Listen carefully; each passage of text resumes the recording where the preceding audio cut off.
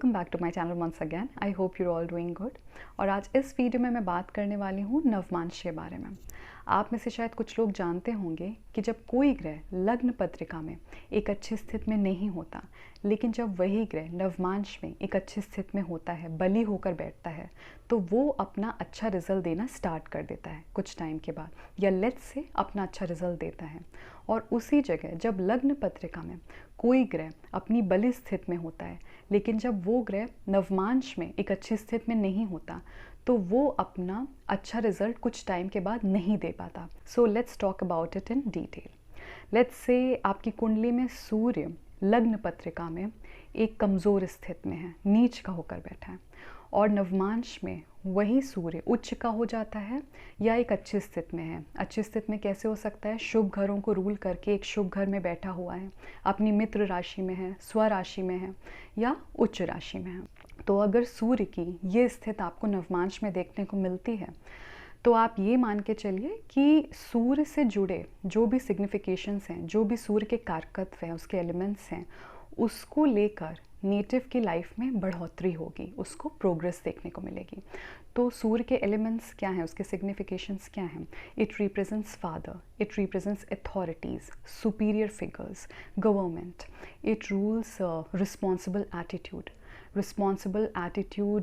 when it comes to your career matters, when it comes to your professional life. तो सूर्य ऊर्जा को भी represent करता है। तो लेट्स से आप अपनी लाइफ में स्टार्टिंग में ज़्यादा रिस्पॉन्सिबल नहीं थे, या when it comes to your father आप you are not fulfilling your duties, और आप थोड़े से केयरलेस थे और करियर को लेके उतने ज़्यादा केयरफुल नहीं थे, एक्टिव पार्टिसिपेशन नहीं था, तो इन सारे एस्पेक्ट्स में आपको प्रोग्रेस देखने को मिलेगी, which means that you will become responsible, you will become more active when it comes to taking charge of your life, and when it comes to repo with your bosses, superior figures and all, वो आपकी जो reputation है that you share with them, वो भी improve हो जाएगी, अगर पहले आपकी लाइफ में आपको इन एस्पेक्ट्स में थोड़ा स्ट्रगल देखने को मिला है। उसी तरीके से बात करते हैं, मान लीजिए जुपिटर की। तो अगर जुपिटर किसी की लग्न पत्रिका में एक अच्छी स्थिति में नहीं है, और अगर वो नवमांश में एक अच्छी स्थिति में है, तो जुपिटर की क्या सिग्निफिकेशंस हैं? Jupiter represents husband when it comes to female, and it rules children matters. Then it represents prosperity, stability in life. It represents emotional balance. तो अगर इन सारे एस्पेक्ट्स में आपको वीकनेस देखने को मिली, you were vulnerable in these aspects, तो इन्हीं एस्पेक्ट्स में आपकी लाइफ में वृद्धि होगी, ये एरियाज़ अच्छे हो जाएंगे। जैसे मान लीजिए किसी लड़की की पहली शादी अच्छी बिल्कुल नहीं थी, मतलब वहाँ पे बहुत सारा स्ट्रगल उसको देखने को मिला, there was no happiness, there was no peace, and he was not treating her well, जो भी है। तो जब अब इस लड़की की जिसके नवमांश में गुरु एक बली स्थिति में हो जाता है, और अगर वो लग्न पत्रिका में एक अच्छी स्थिति में नहीं है, तो वो ये दिखाता है कि जब उसकी सेकेंड टाइम मैरिज होगी, तो she will get that fulfilment in her marriage, she will get that satisfaction, she will get a husband who is more responsible and who is more loving and caring. And Jupiter, when it comes to good Jupiter, Jupiter always represents a husband who is more responsible and caring. बाकी aspects का नहीं पता, like romantic, and that is a different area. It is ruled by other planets. It is ruled by Venus majorly. तो इन सारी चीज़ों में भले ही किसी को इतना ज़्यादा सेटिस्फैक्शन ना हो, लेकिन when it comes to having a responsible partner in your life, then a strong Jupiter definitely represents that.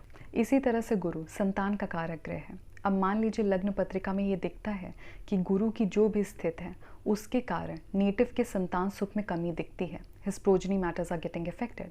लेकिन अगर वही गुरु नवमांश में एक अच्छी स्थिति में है, एक बली स्थिति में है, तो वो ये दिखाता है that native is going to attain children happiness later in his life.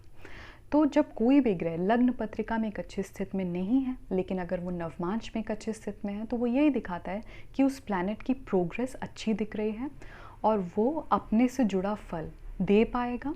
और स्पेशली ये देखना ज़रूरी है कि लग्न पत्रिका में वो प्लैनेट कौन से हाउसेस को रूल कर रहा है। वो जिन भी हाउसेस को रूल कर रहा है, उनसे जुड़ा जो भी फल है वो अच्छा निकल कर आएगा, चाहे उसमें थोड़ा सा टाइम लग जाए, लेकिन उनका अच्छा फल ज़रूर निकल कर आएगा.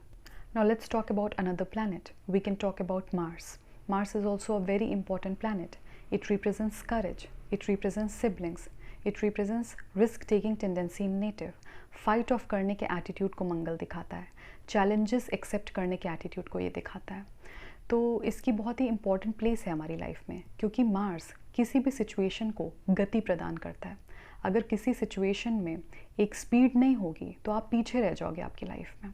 तो अगर मंगल लग्न पत्रिका में एक अच्छी स्थिति में नहीं है, लेकिन अगर वो नवमांश में एक अच्छी स्थिति में है, तो मार्स अपने से जुड़े जो भी कारकत्व हैं या तो उसमें वो बढ़ोतरी करेगा, या फिर लग्न में वो जिन भी हाउसेस को रूल कर रहा है उसके फलों में वृद्धि करेगा. अब बात करते हैं शुक्र की, because I am very sure कि सब लोग सोच रहे होंगे कि शुक्र की बात कब होगी, क्योंकि वो वैभव और सुख देने वाला प्लैनेट है. तो शुक्र अगर लग्न पत्रिका में एक अच्छी स्थिति में नहीं है, लेकिन अगर वो नवमांश में एक अच्छी स्थिति में है, तो ये चीज़ मैंने देखी है इन माय क्लाइंटल दैट आपको सुख, एक जो पीस ऑफ माइंड होता है, एक जो सेंस ऑफ सिक्योरिटी है, एक जो सेंस ऑफ कंफर्ट है when it comes to material aspects, वो आपको देखने को मिलती है. When it comes to your relationships, when it comes to your married life, of course आपको वो जो intimacy, एक expectation होती है that I should have this kind of bond with my partner, or I should share some good intimacy and all. उन सब चीज़ों में भी आपको एक progress देखने को मिलती है. अगर आपकी love life या relationship aspect अगर एक repetitive struggle आपको देखने को मिला है पहले, तो later in your life you are going to see improvement and betterment when it comes to these matters. अब बात करते हैं चंद्रमा की. चंद्रमा जो कि मन का कारक ग्रह है, माँ का कारक ग्रह है, यह हमारे इमोशंस को रिप्रेजेंट करता है, हमारे क्वालिटी ऑफ थॉट्स को रिप्रेजेंट करता है. मदरली नेचर, मदरली इंस्टिंक्ट को चंद्रमा रूल करता है. यह हमारे चाइल्डहुड मैटर्स को रिप्रेजेंट करता है. हमारा बचपन कैसा बीता होगा चंद्रमा उसको दिखाता है. तो अगर चंद्रमा लग्न पत्रिका में एक निर्बल स्थिति में है या ज़्यादा पीड़ित हो जाता है, लेकिन अगर वो नवमांश में एक अच्छी स्थिति में है, तो वो ये दिखाता है कि चंद्रमा से जुड़े जो भी फल है, जो भी उसके कारकत्व हैं, उसमें नेटिव को इम्प्रूवमेंट देखने को मिलेगा, उसमें वृद्धि होगी. लेट्स से अगर आपकी मदर ने एक टाइम तक बहुत स्ट्रगल करा बिकॉज ऑफ एनी रीज़न, चाहे वो फाइनेंस हो या हेल्थ हो, किसी भी चीज़ को लेके स्ट्रगल किया, और अगर नवमांश में चंद्रमा एक बली स्थिति में हो जाता है, तो वो ये दिखाता है कि आपकी जो मदर का स्ट्रगल है वो डेफिनेटली ख़त्म होगा, और वो एक टाइम के बाद एक सुखी जीवन जिएंगी. तो कहीं ना कहीं रीस्टोरेशन ऑफ दोज मैटर्स जिनमें स्ट्रगल आ गया या एक तरीके का कॉम्प्रोमाइज़ करना पड़ा, तो वो सारे जो मैटर्स हैं वो रीस्टोर हो जाएंगे, वो बैलेंस आ जाएगा, वो पॉजिटिविटी आ जाएगी उन एस्पेक्ट्स में जो कि चंद्रमा से रूल्ड है. इसी तरह से एक दूसरा एग्जाम्पल ले सकते हैं. लेट्स से नेटिव का रिलेशन अपनी मदर के साथ उतना अच्छा नहीं था, वहाँ पे बहुत ज़्यादा गैप था, डिफरेंसेस एग्जिस्ट कर रहे थे, मिसअंडरस्टैंडिंग थी, कॉन्फ्लिक्ट्स थे, और अगर नवमांश में चंद्रमा एक अच्छी स्थिति में हो जाता है, एक बली स्थिति में है, तो वो ये दिखाता है कि नेटिव का रिलेशन अपनी मदर के साथ आगे चलकर इम्प्रूव हो जाएगा, या फिर नेटिव की लाइफ में कोई मदर लाइक फिगर आएगा जो कि उसको वही अफेक्शन, वही प्यार ऑफर करेगा जो कि नेटिव अपनी माँ से चाहता था. तो बुध और शनि ग्रह के बारे में आपके क्या थॉट्स हैं, प्लीज़ मुझे बताइएगा कि जब लग्न पत्रिका में बुध और शनि एक अच्छी स्थिति में नहीं होते, लेकिन जब यही ग्रह नवमांश में एक अच्छी स्थिति में होते हैं, तो उनका क्या फल निकल कर आएगा. प्लीज़ मेरे साथ कमेंट सेक्शन में ज़रूर शेयर करिएगा. बाकी अगर आपको ये वीडियो अच्छा लगा हो तो इसको लाइक करना मत भूलिएगा. I will see you all in the next video. Please take good care of yourself.